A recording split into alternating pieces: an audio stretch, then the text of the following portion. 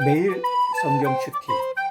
오늘은 누가복음 2장 41절에서 52절의 말씀을 나누기를 원합니다. 사랑의 하나님, 오늘도 하나님의 말씀을 바라봅니다. 귀를 들어 주님의 음성을 듣게 하여 주시고 눈을 열어 하나님을 보게 하여 주시옵소서. 감사하며 예수님의 이름으로 기도드리옵나이다. 오늘의 성경 요약입니다. 소년 예수님은 유월절 후에 집으로 돌아가는 부모와 떨어져 성전에 머물며 랍비와 이야기를 하고 랍비들은 예수님의 지혜와 대답을 놀랍니다. 41절에서 42절 유월절을 지키기 위해서 예루살렘으로 가십니다. 43에서 47절 성전 선생들이 예수님의 지혜와 대답에 놀랍니다. 48절에서 51절은 예수님이 성전을 내 아버지 집이라고 일컫습니다. 52절은 예수님이 하나님과 사람에게 사랑스럽게 자라게 됩니다. 성경을 읽도록 하겠습니다. CGN TV에 나오는 내용을 인용합니다. 그의 부모가 해마다 유월절이 되면 예루살렘으로 가더니 예수께서 12살 되었을 때 그들이 이철기의 관례를 따라 올라갔다가 그 날들을 마치고 돌아갈 때에 아이 예수는 예루살렘에 머무셨더라. 그 부모는 이를 알지 못하고 동행 중에 있는 줄로 생각하고 하룻길을 간 후 친족과 아는 자 중에서 찾되 만나지 못하매 찾으면서 예루살렘에 돌아갔더니 사흘 후에 성전에서 만난즉 그가 선생들 중에 앉으사 그들에게 듣기도 하시며 묻기도 하시니 듣는 자가 다 그 지혜와 대답을 놀랍게 여기더라. 그의 부모가 보고 놀라며 그의 어머니는 이르되 아이야, 어찌하여 우리에게 이렇게 하였느냐? 보라, 내 아버지와 내가 근심하여 너를 찾았노라. 어찌하여 나를 찾으셨나이까? 내가 내 아버지 집에 있어야 될 줄을 알지 못하셨나이까? 그 부모가 그가 하신 말씀을 깨닫지 못하더라. 예수께서 함께 내려가사 나사렛에 이르러 순종하여 받드시더라. 그 어머니는 이 모든 말을 마음에 두니라. 예수는 지혜와 키가 자라가며 하나님과 사람에게 더욱 사랑스러워 가시더라.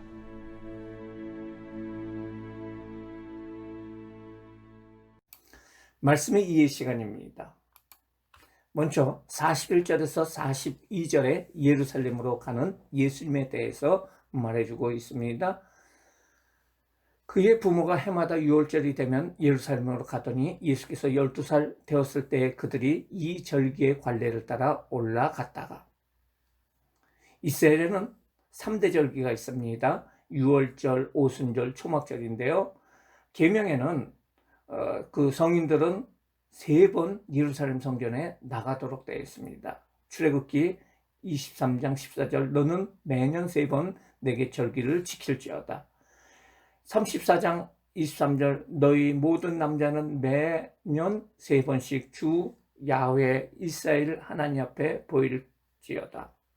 신명기 16장 16절 너희 가운데 모든 남자는 1년에 3번 곧 무교절과 칠칠절과 초막절에 내 하나님 여호와께서 택하신 곳에서 여호와를 배웁되 빈손으로 여호와를 배웁지 말고. 예수님 당시에는 그 예루살렘에 1년에 3번 갈 수가 없었어요. 왜냐하면 경제적인 문제가 있었고 시간적인 문제도 있고 해서 보통은 1년에 한 번 정도는 가게 됐는데요. 주로 많이 간 시기가 유월절이라고 할 수가 있습니다. 이 절기의 관례에 따라서 예수님께서도 올라가시는데요.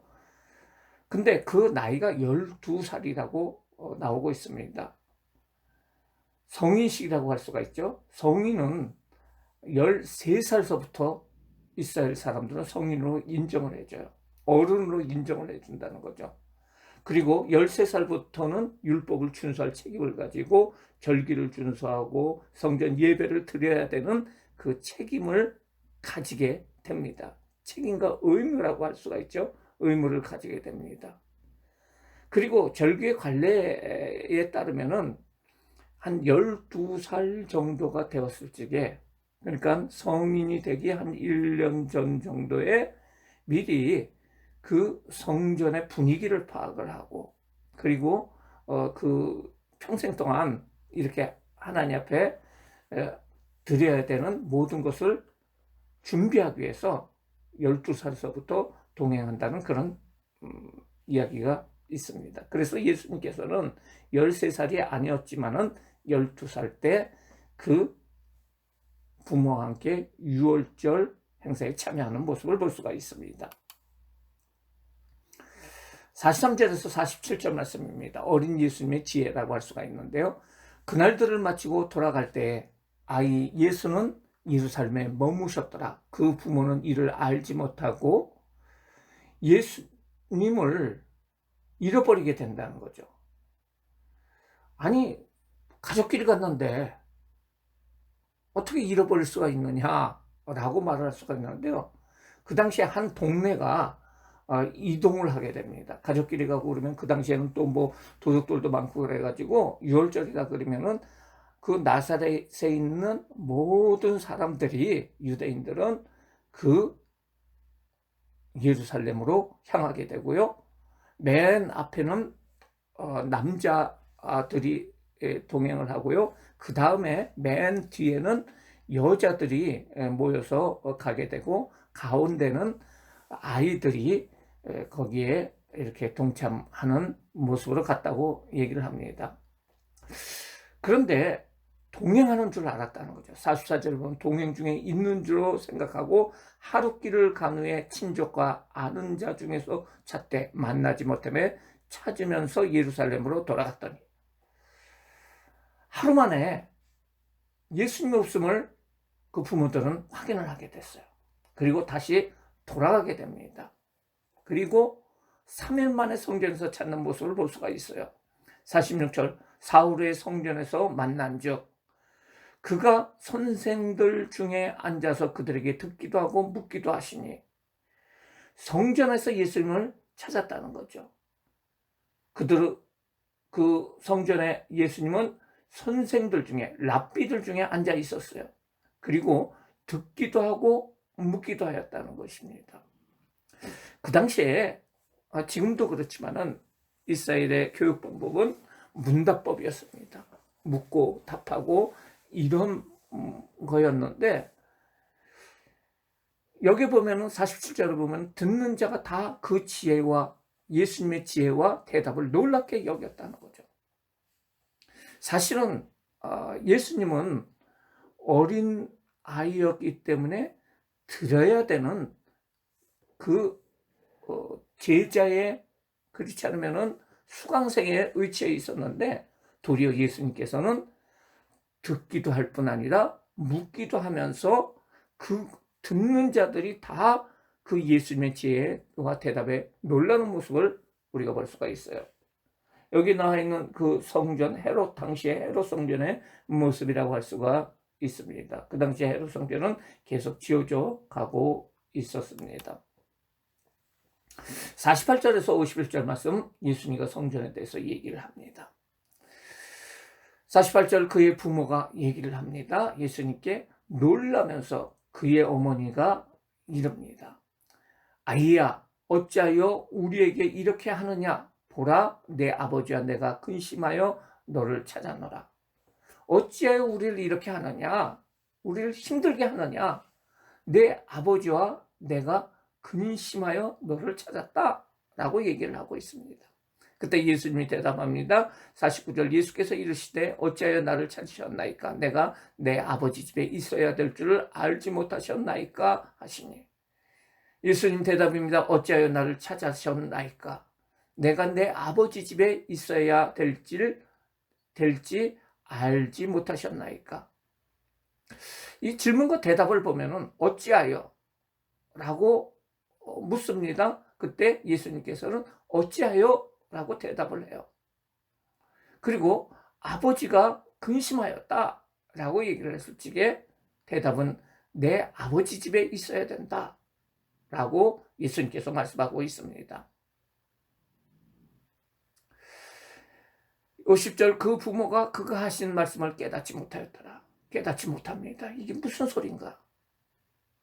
그리고 25절, 51절 예수님께서 함께 내려가사 나사렛에 이르러 순종하여 받드시더라. 그 어머니는 이 모든 말을 마음에 두니라. 예수님께서는 함께 가십니다. 그리고 나사렛에 가셔가지고 그곳에서 순종하십니다. 어머니는 이 모든 말을 마음에 두었다라고 말하고 있습니다. 다음 52절 예수님의 성장의 모습입니다. 예수는 지혜와 키가 자라가며 하나님과 사람에게 더욱 사랑스러워 가시더라. 예수님의 성장 모습은 지혜와 키라고 할 수가 있습니다. 이 지혜는 하나님이 주신 것이고요. 신성이라고 할 수가 있고요. 키라는 것은 육신을 입고 그리고 자라는 모습, 인성을 얘기를 하고 있습니다. 지혜와 키가 자라고. 그리고 예수님의 내적인 모습이 나오는데 하나님과 사람에게 하나님의 아들로서 하나님의 앞에서 또한 그 사람으로서 그 부모들에게서 더욱 사랑스러워 가시더라. 하나님의 은혜가 임하고 있다는 사실을 말해주고 있습니다. 오늘의 말씀을 묵상하도록 하겠습니다. 성전은 내 아버지의 집. 첫 번째, 예수님은 어떤 분일까요? 예수님은 언약의 율법을 성취하신 분입니다. 예수님은 모든 율법을 완성하시기 위해서 이 땅에 오셨습니다. 그러기에 어렸을 적에 할례와 유월절도 지키십니다.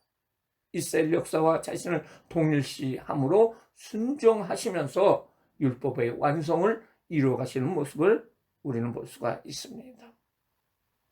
두 번째, 예수님은 하나님의 은혜가 머물러 계십니다.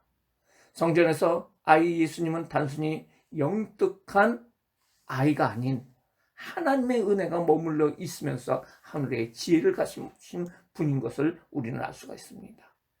그러기에 하늘의 지혜와 육신의 몸이 함께 자라심으로 메시아 사역을 완벽하게 준비하시는 모습을 볼 수가 있습니다. 세 번째로 예수님이 바라본 아버지는 누굴까요? 요셉과 마리아는 어찌하여 하면서 원망의 말을 예수님께 토해냅니다. 내 아버지 요셉을 근심하게 하느냐고 묻습니다. 반면에 예수님은 어찌하여라고 하면서 아버지 집에 있어야 하는 사실을 알지 못한다고 말씀하고 계십니다. 예수님은 과연 누구의 집에 있어야 하나요? 예수님은 사역의 뜻을 먼저 생각하고 그 뜻을 위해서 공생을 사셨고 구속의 사역을 감당하시는 모습을 볼 수가 있습니다. 하나님의 뜻을 찾았고 그리고 그 하나님의 뜻을 순종하였고 그리고 하나님의 뜻대로 십자가에 죽으시고 부활승천하시는 모습을 볼 수가 있어요. 예수님은 하나님과 친밀한 관계를 유지하고 계시는 모습을 생각합니다. 우리의 삶 속에서 나의 아버지를 누구로 고백하고 있나요? 세상 사람들과 같이 썩어져가는 이 세상이 나의 아버지인가요? 아니면 영원한 곳에 계시고 영원히 동행하시는 하나님 아버지가 나의 아버지인가요? 어린 예수님을 바라보면서 우리도 우리의 삶 가운데서 정체성을 가지고 나의 아버지는 누구신가? 정체성을 가지고 오늘도 살겠습니다. 나에게 주시는 교훈은 무엇일까요? 우리는 예수님이 함께하고 있나요? 요셉과 마리아는 절기가 끝난 후 나사렛으로 돌아갈 때 그들은 예수님과 동행하고 있다고 생각을 했습니다. 그리고 예수님이 없음을 발견하고 왔던 길을 돌아가서 성전에서 예수님을 찾게 됩니다. 나의 삶 속에서 예수님과 동행하고 계십니까? 나는 마리아처럼 예수님과 동행하지 않는 것을 발견한다면 돌이켜서 찾아야 한다는 사실을 이 시간 묵상합니다. 하나님을 위해 많은 일을 하였다고 자부하였던 에베소 교회를 향해서 예수님은 첫사랑을 잃어버렸다고 책망하시는 말씀과 그것을 찾으라는 명령을 기억하면서 고달픈 삶 가운데서 하루에 1시간을 하나님을 바라보는 시간으로 이 시간 드리기를 원합니다. 우리의 나와 그리고 우리의 가정에 하나님 앞에 드림을 통해서 하나님과 동행하는 삶을 살기를 원합니다. 다 같이 기도하겠습니다. 사랑과 은혜가 많으신 하나님 아버지 감사를 드립니다. 우리 삶 속에서 나는 나의 아버지를 누구로 고백했는지 돌아볼 수 있도록 인도하여 주심을 감사를 드립니다. 썩어져가는 세상 가운데서 세상을 아버지로 삼지 않게 하여 주시고 오직 영원하신 하나님을 나의 아버지로 고백하는 삶이 되게 하여 주시옵소서. 주님과 동행하는 삶으로 하나님 영광 돌리게 하여 주시옵소서. 예수님의 이름으로 기도드리옵나이다. 하늘에 계신 우리 아버지여, 이름이 거룩히 여김을 받으시오며 나라가 임하옵시오며 뜻이 하늘에서 이룬 것 같이 땅에서도 이루어지이다. 오늘날 우리에게 일용할 양식을 주옵시고 우리가 우리에게 죄 진 자를 사하여 준 것 같이 우리 죄를 사하여 주옵시고 우리를 시험에 들게 하지 마옵시고 다만 악에서 구하옵소서. 나라와 권세와 영광이 아버지께 영원히 있사옵나이다.